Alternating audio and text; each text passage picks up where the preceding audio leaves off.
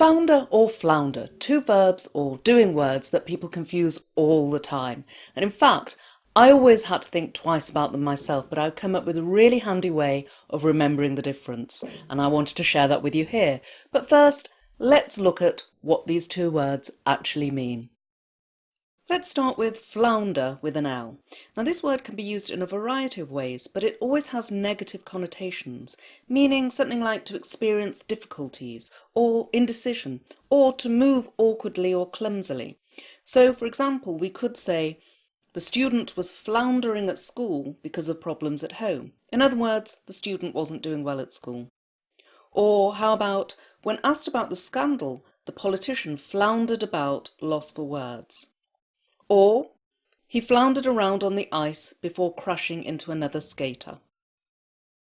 To founder without an L is often used of boats, meaning to sink. For example, the ship foundered on the rocks.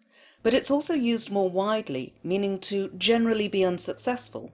For example, the idea foundered in the face of general apathy. In other words, the idea failed because of apathy. So it's easy to see, isn't it, why founder and flounder are so often confused, because they both have negative connotations and they also often suggest a certain physical awkwardness. For example, you can imagine both being used in a sentence like this. The business was floundering in 2006 and eventually foundered after the financial crisis.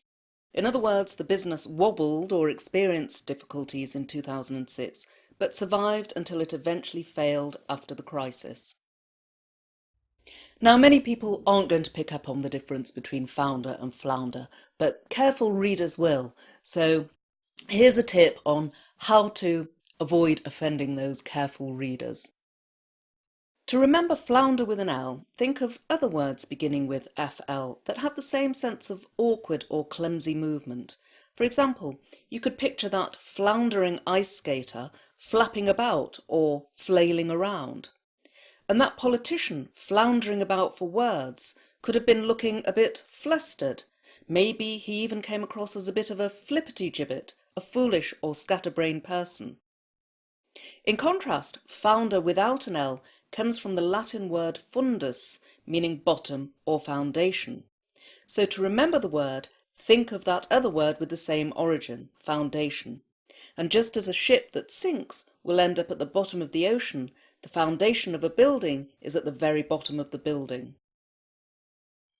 I'm Dr. Claire Lynch. Subscribe to the channel for more quick writing tips.